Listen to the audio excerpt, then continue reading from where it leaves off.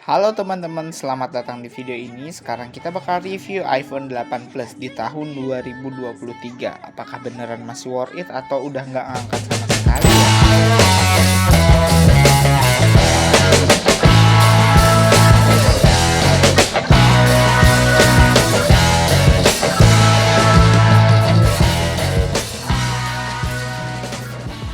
Oke, disclaimer dulu sebelum kalian membeli handphone ini, kalian harus tahu juga kalian bakal ngambil handphone bekas kan? Bener kan? Iya, jadi kalian bakal ngambil handphone bekas untuk seri iPhone 8 Plus tersebut. Nah, pastinya kalian beli di online, bener nggak? Nah, kalau kalian mau beli di online, ada satu yang perlu kalian khawatirkan sih. Menurut Mimin, takutnya bikin kecewa banget. Sebelum kalian membeli, kalian sebaiknya tahu ada yang namanya sinyal. Di sini ada sinyal yang bisa diblokir oleh Kemenperin, ada juga yang tidak. Nah, kalian harus pintar-pintar milih. Kalau kalian udah siap sedia kalian diblokir sinyalnya, ada iPhone 8 Plus yang statusnya itu ex-inter. Jadi handphonenya diambil dari luar negeri dan emailnya masuknya nggak resmi. Jadi ya bisa jadi itu tiba-tiba jelang beberapa bulan setelah kalian menggunakan handphone tersebut sinyalnya bakal hilang dan ya udah wifi only jadinya. Sebenarnya itu bisa diakalin, bayar beberapa ribu, kalau nggak salah 50.000, tapi itu juga bisa balik lagi, kena blokir lagi atau kena begal lagi. Jadi itu disclaimer pertama dulu, kalian harus tahu kalau handphonenya masuk secara resmi atau enggak. Jadi bisa antisipasi aja sih, takutnya nanti kalau kalian udah beli handphone tersebut terus tiba-tiba handphonenya begitu kan jadinya nyesel banget sih.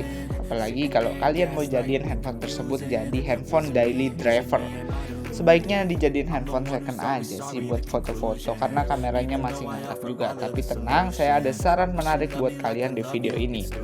Oke, sekarang mari kita review iPhone 8 Plus dengan kemampuan yang sangat gokil di tahun 2023. Masih worth it gak sih? Oke, sebelum kalian mau beli, kalian pastiin dulu kalian mau beli unit yang berapa. Kalian harus siap juga karena kebanyakan sekarang unitnya itu sisa di 64 GB aja ya. Jadi kapasitas penyimpanannya udah sedikit banget yang 256 GB, sisa yang 64 GB. Dan kalian harus tahu ya, iPhone ini nggak ada slot micro SD. Kalau kalian mau ambil gambar atau style video ya pastiin 64 GB itu cukup buat kapasitas kebutuhan kamu sehari-hari. Karena apa? Takutnya sih nanti kan penuh tuh, udah penuh ya sia-sia aja, bentar penuh, ataupun kalian bisa sih siapin Google Drive kalian buat mindahin data-data ke sana. Jadi iPhone 8 Plus kalian tetap terjaga dengan penyimpanan yang kosong dan lega. Oke? Mantap.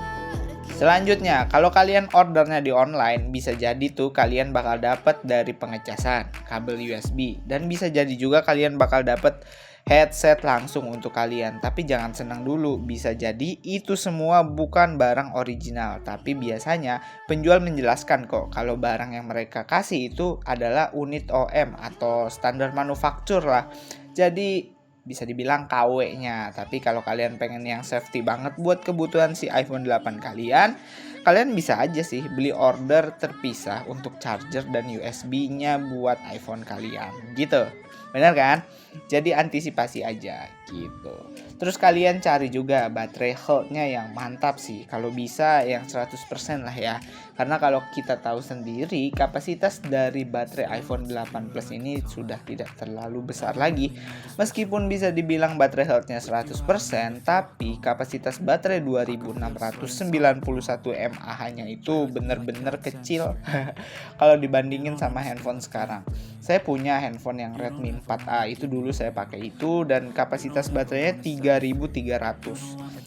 Jalang beberapa tahun handphonenya masih nyala sampai sekarang dan ternyata baterai 3300 itu bener-bener gak ada rasa apa-apa sama saya.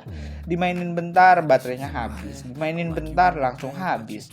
Gak tertinggal sama handphone-handphone sekarang yang dimana kalau mereka ngasih baterai itu 5000 mAh tuh udah kayak jadi standarnya mereka masing-masing sih. Sedangkan ini baterai health-nya 100% kalian cari tapi baterai mAh-nya cuma 2600 ya. Harus pandai-pandai menyesuaikan aja sih intinya gitu guys. Oke, perhatikan juga jangan sekedar baterai kualitas pengecasan, kondisi handphone. Kalian juga harus tahu ini garansinya. Kalau kalian beli handphone online itu biasanya mereka ngasih garansi sebentar banget. Karena apa?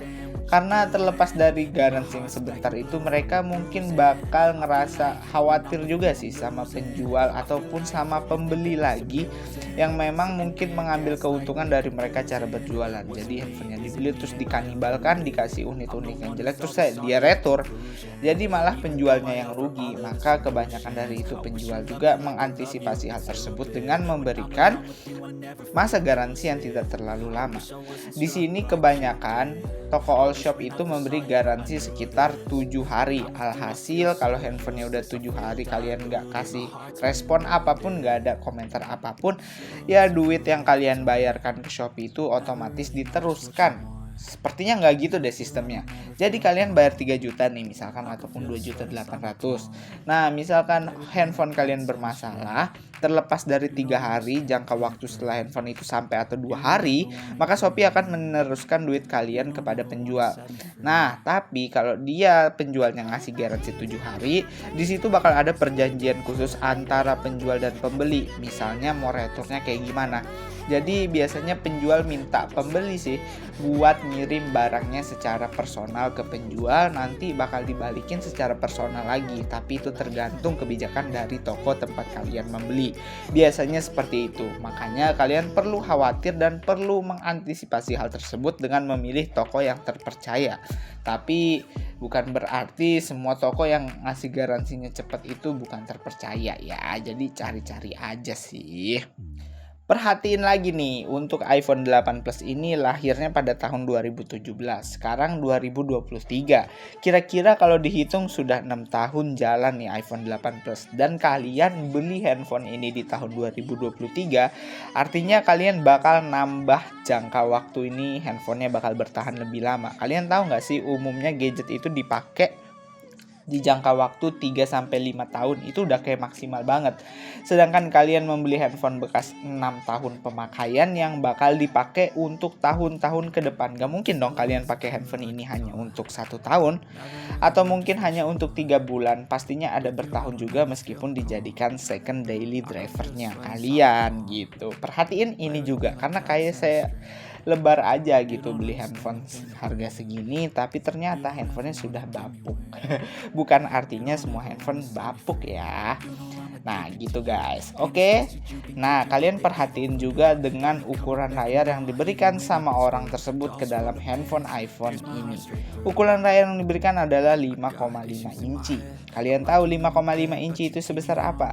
Ya, handphone sekarang kebanyakan khususnya Android itu dipasang di ukuran 6,78, 6,6, 6,7,5. Artinya sudah ada perbedaan sekitar 1 inci dengan handphone tersebut. Dan kalian perlu ingat juga handphone Android sekarang itu biasanya memiliki bezel. Nah, bezel-bezel tersebutlah yang membuat layarnya semakin besar. Sedangkan kalau kalian lihat nih iPhone 8 Plus, bezel atas dan bezel bawahnya sungguh cukup tebal ya. Mungkin kalau bisa diartikan ukuran layarnya bisa jauh lebih kecil lagi dari 5,5 inci. Perhatikan juga itu bezel pinggir sama sampingnya, emang kelihatan masih tebal sih. Cuman kadang karismatik dari si iPhone-nya memang dari situ sih. Percaya nggak? Bener kan? Nah gitu. Oh iya sahabat-sahabat, kalian kalau mau pakai gaming handphone ini masih oke kok, tenang, nggak bapuk-bapuk amat. Buat dipakai game santai Mobile Legends itu masih ngangkat, selama iOS-nya masih bisa di-upgrade ke iOS yang sekarang masih baru.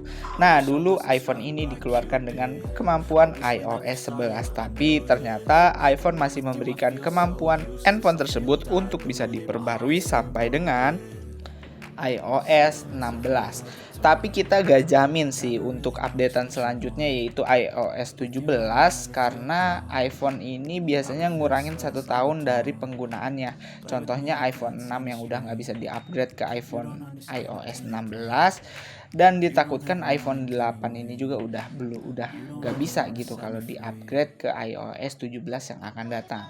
Cuman kalau sekarang ini sebatas sampai iOS 16, iPhone-nya masih ngangkat gitu. Jadi mungkin cukup sekian sih informasi yang bakal saya sampaikan buat kalian. Apakah bermanfaat atau enggaknya itu tergantung dari kalian ya. Saran saya sih mending beli handphone kalau mau jadi secondan ya gak apa-apa. Tapi kalau mau dijadiin daily agak dikurangin. Sebenarnya ada sih salah satu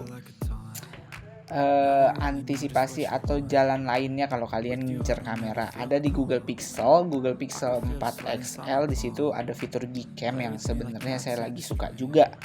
Handphonenya keluaran Google, cuman ya nggak seberdamage iPhone ya. Biasa aja sih desainnya, cuman kalau ngincer kamera itu masih bisa diandalin banget. Bahkan kamera dari Google Pixel itu yang disatuin sama Gcam masih ngangkat diaduin sama iPhone 12 mini itu masih bisa lah gitu. Tapi kalau kalian bandingin iPhone 8 Plus sama iPhone 12 mini itu mungkin udah ketinggalan sih si iPhone 8-nya. Mungkin cukup sekian aja dari saya. Mohon maaf bila ada kesalahan. Assalamualaikum warahmatullahi wabarakatuh.